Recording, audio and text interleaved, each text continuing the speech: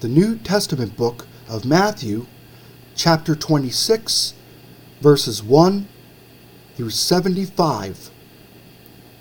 Now it came to pass, when Jesus had finished all these sayings, that he said to his disciples, "You know that after 2 days is the Passover, and the Son of Man will be delivered up to be crucified." Then the chief priests, the scribes, and the elders of the people assembled at the palace of the high priest, who was called Caiaphas, and plotted to take Jesus by trickery and kill him. But they said, "Not during the feast, lest there be an uproar among the people." And when Jesus was in Bethany at the house of Simon the leper, a woman came to him having an alabaster flask of very costly fragrant oil, and she poured it on his head as he sat at the table. But when his disciples saw it, they were indignant, saying, "Why this waste? For this fragrant oil might have been sold for much and given to the poor." But when Jesus was aware of it, he said to them, "Why do you trouble the woman?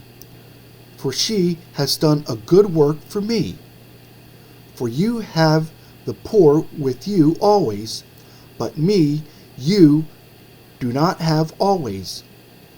For in pouring this fragrant oil on my body, she did it for my burial. Assuredly, I say to you, wherever this gospel is preached in the whole world, what this woman has done will also be told as a memorial to her." Then one of the 12, called Judas Iscariot, went to the chief priests and said, "What are you willing to give me if I deliver him to you?" And they counted out to him 30 pieces of silver. So from that time he sought opportunity to betray him. Now on the first day of the feast of unleavened bread, the disciples came to Jesus, saying to him, "Where do you want us to prepare for you to eat the Passover?" And he said, "Go into the city to a certain man and say to him, 'The teacher says, my time is at hand. I will keep the Passover at your house with my disciples.'" So the disciples did as Jesus had directed them, and they prepared the Passover. When evening had come, he sat down with the 12. Now as they were eating, he said, "Assuredly, I say to you, one of you will betray me." And they were exceedingly sorrowful, and each of them began to say to him, "Lord, is it I?" He answered and said, "He who dipped his hand with me in the dish will betray me.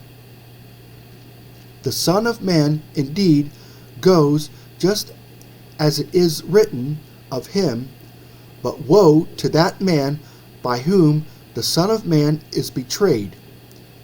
It would have been good for that man if he had not been born." Then Judas, who was betraying him, answered and said, "Rabbi, is it I?" He said to him, "You have said it." And as they were eating, Jesus took bread, blessed, and broke it, and gave it to the disciples, and said, "Take, eat, this is my body." Then he took the cup, and gave thanks, and gave it to them, saying, "Drink from it, all of you, for this is my blood of the new covenant, which is shed for many for the remission of sins. But I say to you, I will not drink of this fruit of the vine from now on until that day when I drink it new with you in my Father's kingdom." And when they had sung a hymn, they went out to the Mount of Olives. Then Jesus said to them, "All of you will be made to stumble because of me this night, for it is written, I will strike the shepherd, and the sheep of the flock will be scattered. But after I have been raised, I will go before you to Galilee." Peter answered and said to him, "Even if all are made to stumble because of you, I will never be made to stumble."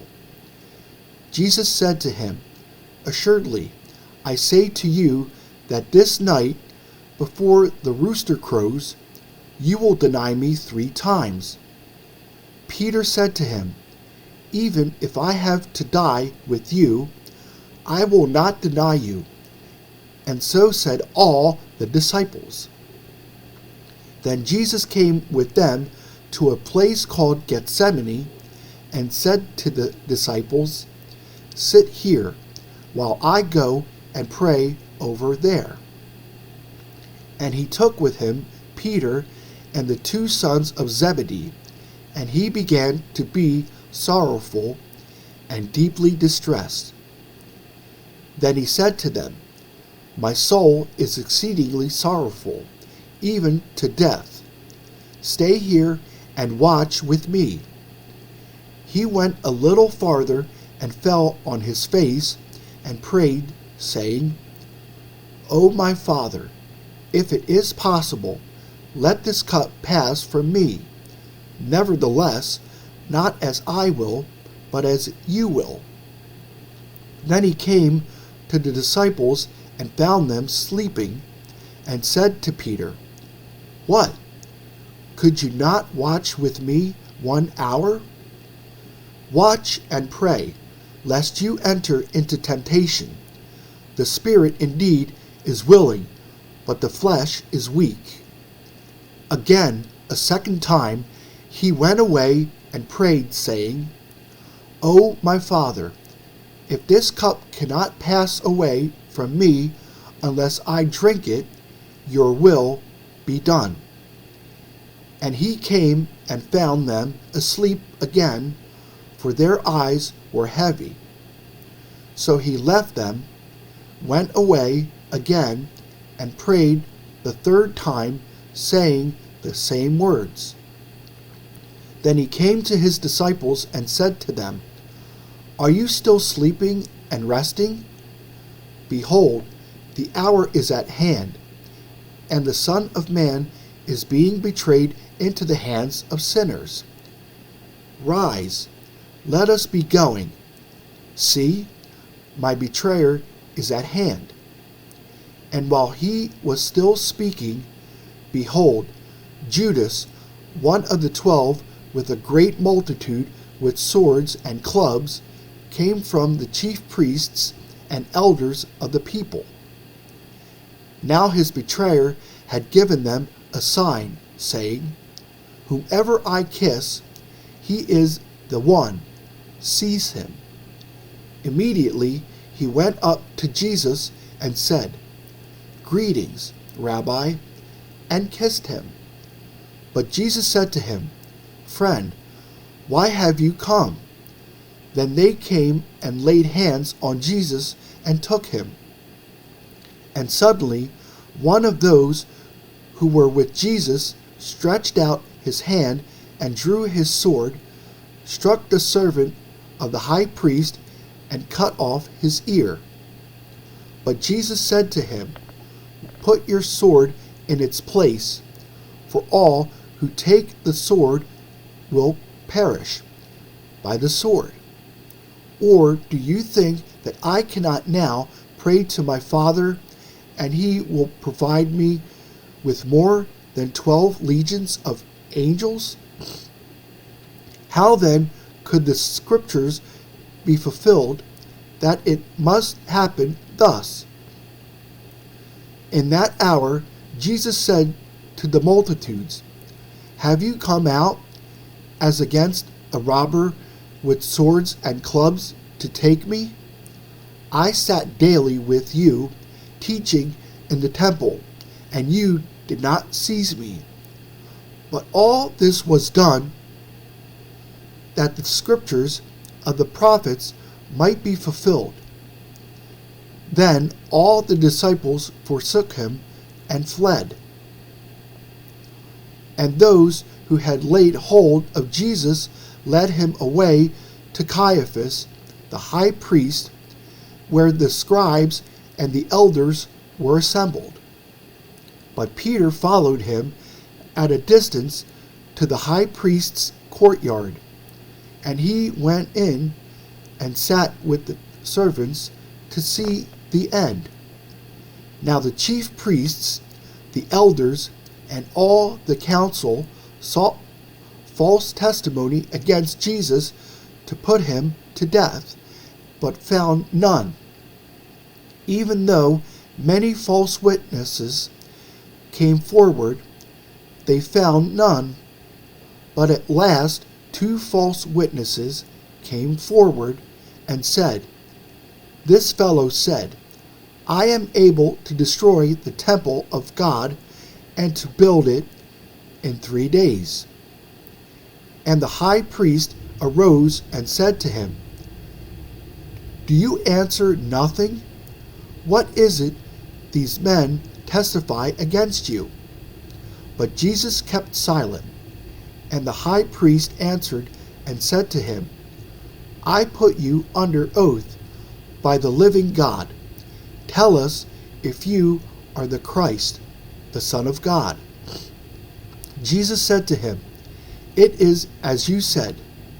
Nevertheless, I say to you, hereafter you will see the Son of Man sitting at the right hand of the power and coming on the clouds of heaven." Then the high priest tore his clothes, saying, "He has spoken blasphemy. What further need do we have of witnesses? Look, now you have heard his blasphemy. What do you think?" They answered and said, "He is deserving of death." Then they spat in his face and beat him, and others struck him with the palms of their hands, saying, "Prophesy to us, Christ. Who is the one who struck you?" Now Peter sat outside in the courtyard, and a servant girl came to him, saying, "You also were with Jesus of Galilee." But he denied it before them all, saying, "I do not know what you are saying." And when he had gone out to the gateway, another girl saw him and said to those who were there, "This fellow also was with Jesus of Nazareth." But again he denied with an oath, "I do not know the man." And a little later those who stood by came up and said to Peter, "Surely you also are one of them, for your speech betrays you." Then he began to curse and swear, saying, "I do not know the man." Immediately a rooster crowed. And Peter remembered the word of Jesus, who had said to him, "Before the rooster crows, you will deny me 3 times." So he went out and wept bitterly.